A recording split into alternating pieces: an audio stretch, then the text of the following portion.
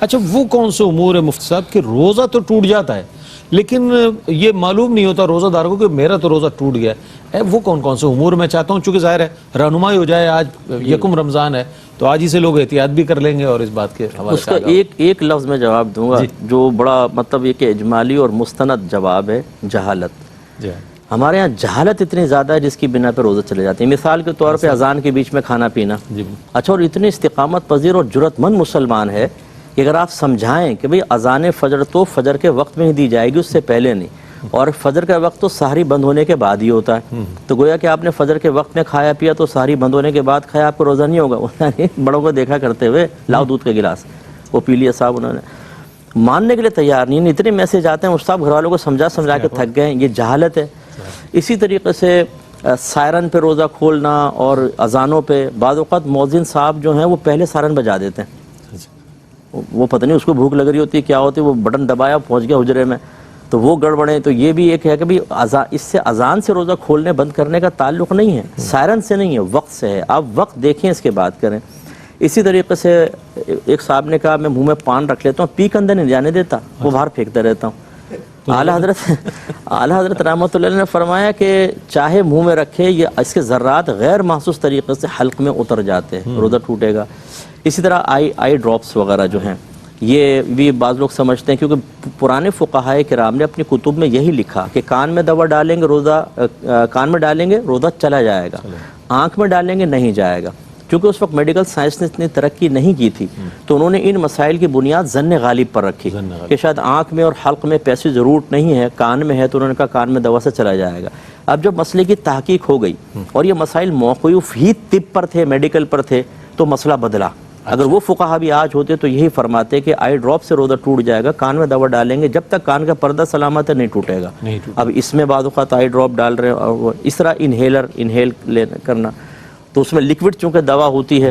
ایک مجھے بھائی نے کویسچن کیا کہ وہ ان کو نیند نہیں آتی اور آکسیجن کی کمی ہوتی ہے، اس کی ایک بڑی وجہ یہ ہوتی ہے، تو اس میں ایک وہ آلہ لگاتے ہیں جس سے آکسیجن جاتی آتی رہتی ہے، تو پھر آرام سے نیند آ جاتی ہے۔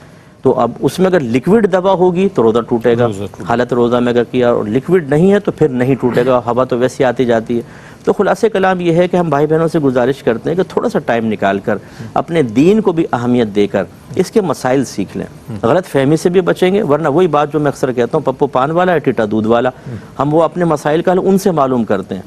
جیسے وہ ایک صاحب نے 3 طلاقیں دے دی، تو وہ اماں پہنچ گئیں، کہہ رہی مسجد میں پہنچ گئی، ایک داڑھی والے مل گئے، کوئی حافظ صاحب وغیرہ ہوں گے، حافظ صاحب بچے نے 3 طلاقیں دے دی، انہوں نے کہا 60 مسکینوں کو کھانا کھلاؤ، سب ختم ہو جاتا ہے۔ وہ گئی 60 مسکینوں کو کھانا کھلایا، بہو کو جا کر کہا بھیجو بھائی، ہم نے پوچھ لیا، مولوی صاحب تھے ادھر بھی، سارے امام اعظم ابو حنیفہ کے شاگرد تھے، انہوں نے کہا اچھا یہ بات ہے، لے جاؤ بچی کو۔ کئی سال تک زنا ہوتا رہا، پھر انہوں نے پوچھا، پھر ان کو بتایا کہ بھئی 3 طلاق کے بعد تو یہ کفارے کا تصور ہی نہیں ہے، یہ وہ جہالت ہے۔ علم سیکھ لیں، ساری زندگی کے لیے امن رہے گا۔ کیا بات۔ پہلا تھا کہ عورت کے موٹر سائیکل چلانے کی شرعی حیثیت کیا ہے؟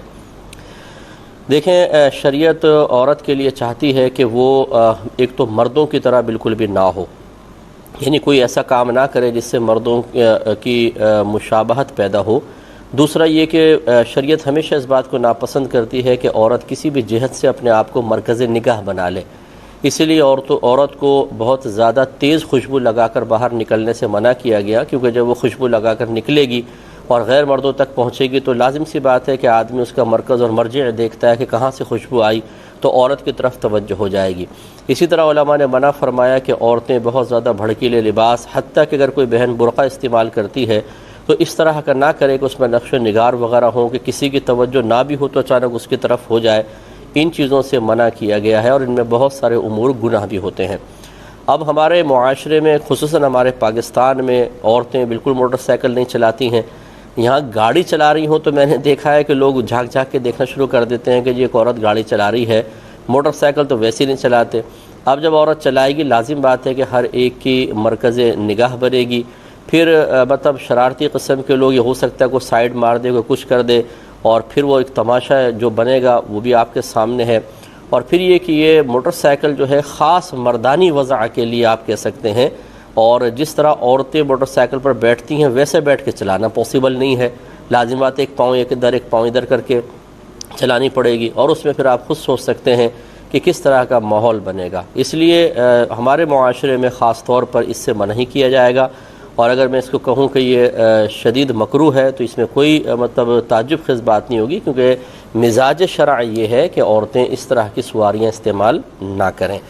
ایک یہ خلاصہ کلام یہ ہوا کہ ہماری بہنیں جو ہیں وہ یہ موٹر سائیکل کی سواری، چونکہ یہ ایک ایسی سواری ہے جو خاص مردانی وضع کے لیے ہے، اور اس میں عورت لوگوں کی، مردوں کی نگاہوں کا مرجع بنے گی، اور پھر شرارتی قسم کے لوگ اس طرح شرارتیں کر کے، اور پھر ہمارے ہاں قانون کا تو آپ کو حال پتہ ہی ہے کہ بعض اوقات کچھ بھی نہیں ہو پاتا ہے، اور بالفرض اگر ہو بھی، جیسے اب آج کل ماشاءاللہ بہرحال اس کی تعریف بھی کرنی چاہیے، جیسے ہمارے کراچی کا ماحول تو بہت ہی اچھا ہوتا چلا جا رہا ہے، تو اس میں اگر قانون سخت بھی ہو تو لیکن جو ایک شرارت کر دیا اور عورت تماشا بن گئی، اور آج کل آپ کو پتہ ہے کہ ہر ایک اٹھاتا بعد میں ہے، ویڈیو پہلے بنا لیتا ہے اور اس کو فوراً پھر اپلوڈ کر دیا جاتا ہے. ایک لمحے کے بات ہے، ہر ایک کے پاس انٹرنیٹ ہے، تو اس میں پھر ایک عورت کا تماشا بن جانا یہ قطعاً غیر مناسب ہے. تو ایسے امور کو اختیار کرنا کہ اس قسم کا ماحول بعد میں بنے، یہ شریعت اس کی اجازت نہیں دے گی.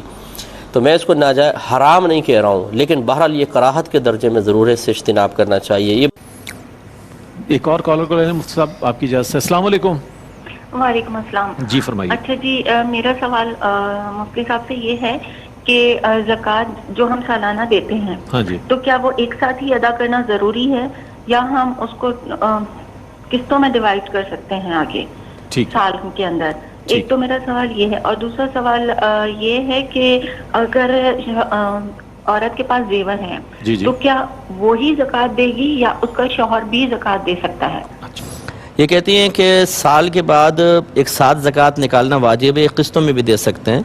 دیکھیں اگر مستحقین موجود ہیں تو ویٹ کرنا منع ہوتا ہے. اچھا ایک دن کی تاخیر کرنا بھی گناہ ہے. اچھا اچھا بعض لوگ کہتے ہیں جی مستحق نظر نہیں آتے، میرے خیال میں ان کو ایک ایسی اینک لگانے کی ضرورت ہے کہ نظر آ جائیں. نظر آئے. بیچارہ ہر تیسرا آدمی غریب ہے، بالکل، آج کل تو اس لیے فوراً سے پیشتر ادا کریں.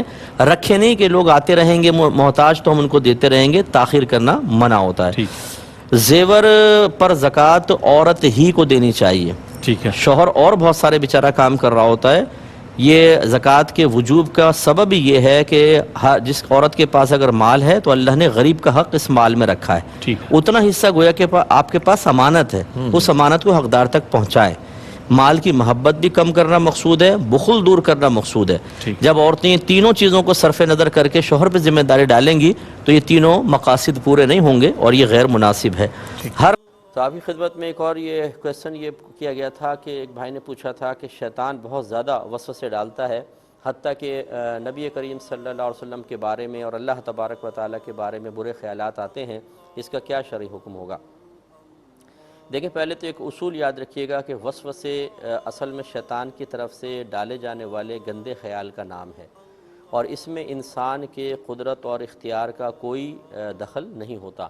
وہ تو خود ہی آدمی بیٹھا ہوا ایک دم ذہن میں خیالات ڈال رہا ہے، دل میں خیالات ڈال رہا ہے، تو چونکہ اس میں ہمارا ارادہ شامل نہیں ہوتا، اس لیے وسوسے کتنے ہی خطرناک قسم کے آئیں اس پر کوئی گرفت نہیں ہے. اور دوسری بات یہ اصول یاد رکھیے گا کہ وسوسے اسی کو آئیں گے جس کے دل میں ایمان موجود ہوگا. جو بے ایمان ہوگا شیطان اس کو وسوسے کیوں ڈالے گا؟